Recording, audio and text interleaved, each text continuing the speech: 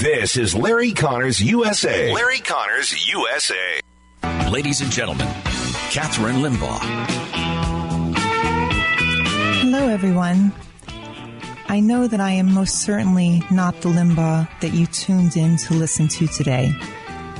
I, like you, very much wish Rush was behind this golden microphone right now, welcoming you to another exceptional 3 hours of broadcasting. For over 32 years, Rush has cherished you, his loyal audience, and always look forward to every single show. It is with profound sadness I must share with you directly that our beloved Rush, my wonderful husband, passed away this morning due to complications from lung cancer. That is Rush Limbaugh's wife, Catherine, announcing live today that Rush Limbaugh, conservative talk radio personality and legendary radio figure, had passed away, lost his battle with cancer at age 70. He had revealed on his radio show last year they had been diagnosed with advanced lung cancer on January 20, 2020. Almost a year ago now, well, a little over a year ago now. He said he had noticed he had shortness of breath. The next month before the diagnosis was made public, President Donald Trump awarded Limbaugh with the Presidential Medal of Freedom for a, quote, tireless devotion to our country.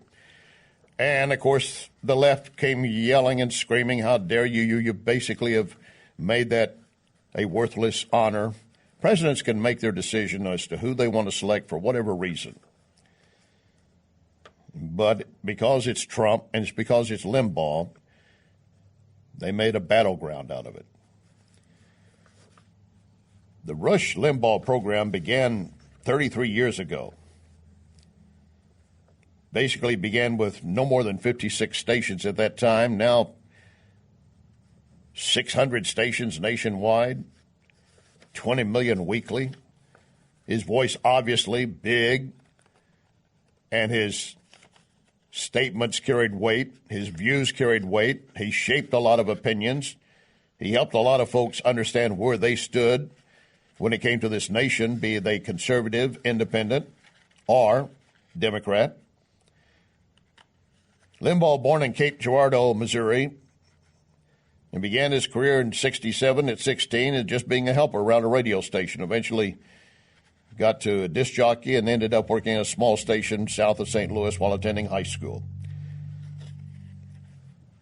But then he wanted to do more.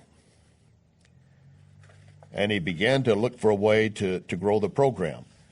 And he quickly, once he did some local radio gigs in Pittsburgh, Kansas City, Sacramento, he ended up at WABC shortly after the Fairness Doctrine was repealed. And it was there that the Rush Limbaugh show actually became a major source of information for many and opinion. See, in 87, the FCC had repealed the Fairness Doctrine. That policy had been in place since 49, and it mandated both sides of controversial political issues had to receive equal time on radio programs. Well, it was dropped. And so he was allowed to do what he wanted in his program, as I do on this program. I don't have to present the other side. Now, if I'm doing a newscast, when I was a news anchor, yes, I wanted to make sure I did. But as a commentator and offering opinions, you don't have to do that. In watching some of the print and the coverage from some of the leftists, they're pointing out some of the other issues, and I don't want to gloss over them. They were big at the time. He had accused actor Michael J. Fox of exaggerating his Parkinson's disease at one point. He constantly attacked President Obama, fanning the flames of birtherism. He found his success originally when Ronald Reagan dubbed him the number one voice for conservatism in the country. And for a period of time, he had a TV show, if you recall. But it all came back down to Rush Limbaugh speaking his mind, his opinion, in conservative radio. Limbaugh was generous with his wealth, according to Forbes magazine, listing him as ranking fourth among the most generous celebrities. He apparently gave at one point $4+ million to the Marine Corps Law Enforcement Foundation, 13% of his earnings at that point. Also raised millions of dollars for those in need in other cases. And yet, of course, he was very divisive, especially when it came to politics between the left and the right. He did not tolerate stupidity, did not tolerate laziness, did not tolerate indifference even.